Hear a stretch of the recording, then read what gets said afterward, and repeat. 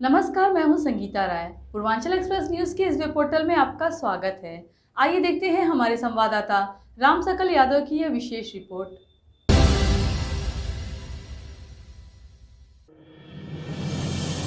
आजमगढ़ के सांसद दिनेश लाल यादव निरहुआ और वाराणसी रेल खंड के एडीआरएम ने आज संयुक्त रूप से आजमगढ़ रेलवे स्टेशन का निरीक्षण किया।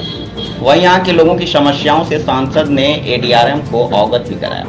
इस दौरान दिनेश लाल यादव ने कहा कि आजमगढ़ रेलवे स्टेशन को हाईटेक सुविधाओं से लैस करने के साथ आजमगढ़ को गोरखपुर और वाराणसी से जोड़े जाने का प्रयास तेज हो गया है। वहीं सांसद दिनेश लाल यादव ने सपा मुखिया के जेल में बंद बाहुबली व पूर्व सांसद व विधायक रमाकांत यादव के मिलने पर तंज कसते हुए कहा कि सपा गुंडों की पार्टी है। सांसद दिनेश लाल यादव, निरहुआ व एडीआरएम राहुल कुमार करीब 3 बजे वे आजमगढ़ रेलवे स्टेशन पहुंचे, जहां संयुक्त रूप से रेलवे स्टेशन का निरीक्षण किया। इस दौरान आजमगढ़ के लोगों की समस्याओं से सांसद दिनेश लाल यादव ने एडीआरएम से अवगत कराया। सांसद दिनेश लाल यादव ने कहा कि आजमगढ़ के लोगों को समस्याओं से अवगत कराने के लिए बुलाए थे। बैठक में आजमगढ़ के इंटरसिटी चलाने, आजमगढ़ को गोरखपुर व वाराणसी से जोड़ने, प्लेटफॉर्म नंबर 1 से चौड़ीकरण करने पर चर्चा हुई।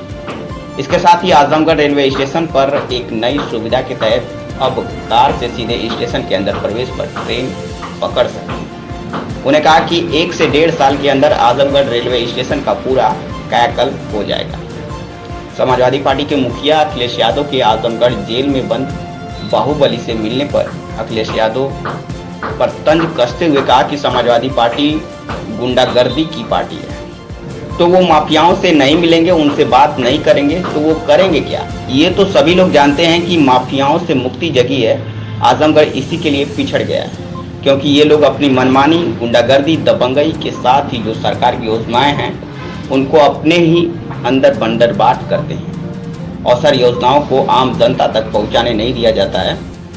उन्हें कहा कि जनता ने भी सही किया है, गुंडा माफियाओं से मुक्ति के लिए उन्हें जनता ने चुना है। आजमगढ़ इससे मुक्त किया जा रहा है। यहाँ पे जो भी जनता के लिए जो समस्याएं थी, हम लोगों के जो संज्ञान में आई थी, वो सब हमने एडीआरएम साहब को बताया था कि ये चीज़ें हैं, जनता की मांग है कि क्या क्या होना चाहिए। तो उस पर उन्होंने ऑलरेडी सब काम शुरू कर दिया है और बहुत जल्दी जो है वो सारी समस्याओं से निदान पा लिया जाएगा। तो और उसके अलावा जो हमने पहले भी कहा था आप लोगों से कि हम लोग माननीय मंत्री जी से, रेल मंत्री जी से एक आग्रह किया था हमने कि आजमगढ़ को गोरखपुर और बनारस से जोड़ दिया जाए, ताकि मऊ घूम के फिर जाना पड़ता है बनारस, तो काफ़ी दिक्कत होती है यहाँ के हमारे लोगों को। तो उस पे भी काम शुरू हो गया है और बहुत जल्दी जो है वो भी हम लोग कर लेंगे। और बाकी यहाँ पे जो लोकल समस्या थी, जैसे जो कोविड के दौरान ट्रेनें बंद हो गई और अभी तक शुरू नहीं हुई, उसके बारे में भी हम लोग चर्चा किए। और कुछ नई इंटरसिटी चलाने का भी सुझाव था हमारे आजमगढ़ के लोगों का, तो उस पर भी हम लोग चर्चा किए और उस पर भी काम कर रहे हैं। और जो हमारा आजमगढ़ का स्टेशन है उसका जो प्लान है वो अभी एडीआरएम साहब ने बताया कि 1 नंबर प्लेटफॉर्म को और चौड़ा बनाएंगे और उसको वो करेंगे। और उसके अलावा जो 4 नंबर प्लेटफॉर्म ना सर, एक नया प्लेटफॉर्म बनाएंगे जहां से कि सीधे गाड़ी से अपनी कार से अगर आना चाहते हैं लोग तो वहां से आकर के और स्टेशन पे आके गाड़ी पकड़ सकते हैं। तो वो सुविधा भी बनाने की प्लानिंग है, वो किया जा रहा है। और जो भी बाकी सुझाव थे सर के, वो मैंने भी नोट कर लिया है और वो पहले से चिन्हित भी है। आजमगढ़ स्टेशन जो है वो सुंदरीकरण के लिए और नवीनीकरण के लिए स्टेशन डेवलपमेंट में, हाँ स्टेशन डेवलपमेंट में वो चिन्हित है आजमगढ़ हमारा ऑलरेडी बनारस मंडल में।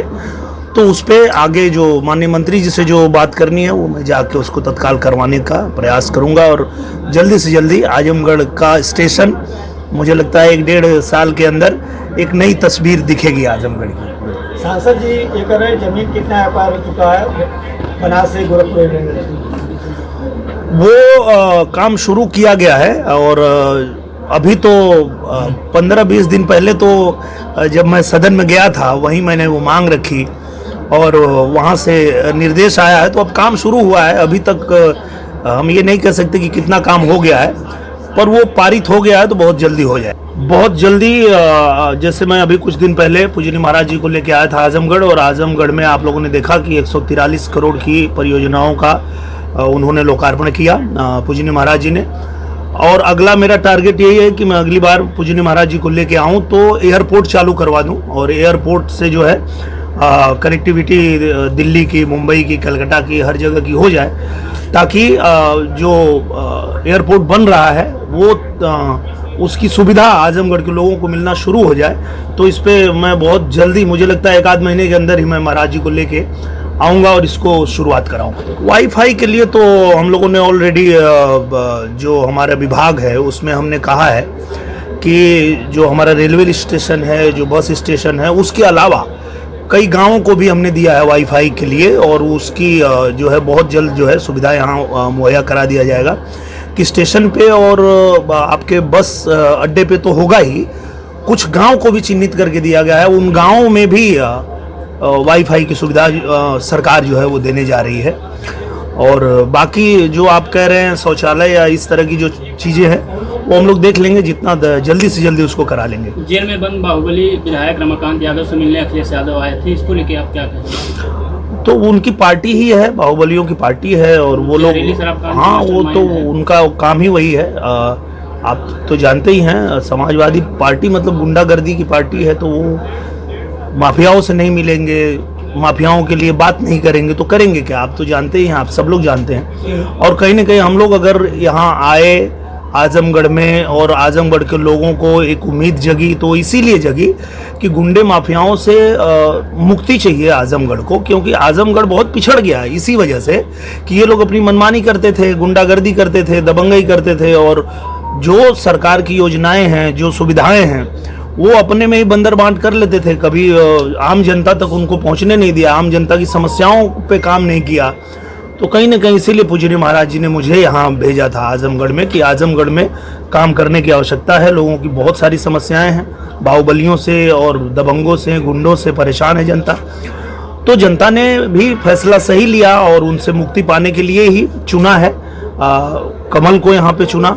और आप जानते हैं कि जो पूजनीय महाराज जी की सरकार है वो बुलडोजर चलाने में पीछे नहीं हटती है। गुंडा माफिया कोई भी होगा, बुलडोजर चलेगा उसके ऊपर, और किसी भी अतिक्रमण में या किसी भी दबंगई करके अगर किसी की ज़मीन या सरकारी ज़मीन कोई भी हड़प के रखा है तो उस पर भी बुलडोजर चलेगा।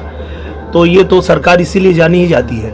मुझे लगता है कि ठीक है, अखिलेश यादव जी भी मेहनत करेंगे, हम लोग भी मेहनत करेंगे। देखिए अखिलेश यादव जी को 2 साल दिया था जनता ने, उन्होंने क्या किया, और मुझे अब 2-2.5 साल मिले हैं, मैं क्या करता हूँ देखती है जनता, देखेगी, तय करेगी।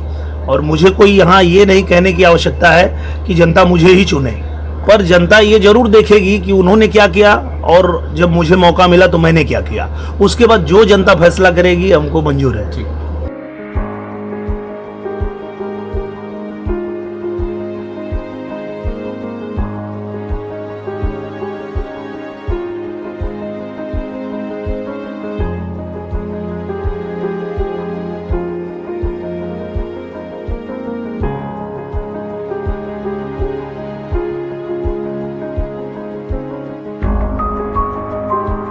अगर आपको हमारी खबर पसंद आई हो तो हमारे चैनल को लाइक, सब्सक्राइब और शेयर जरूर करिए।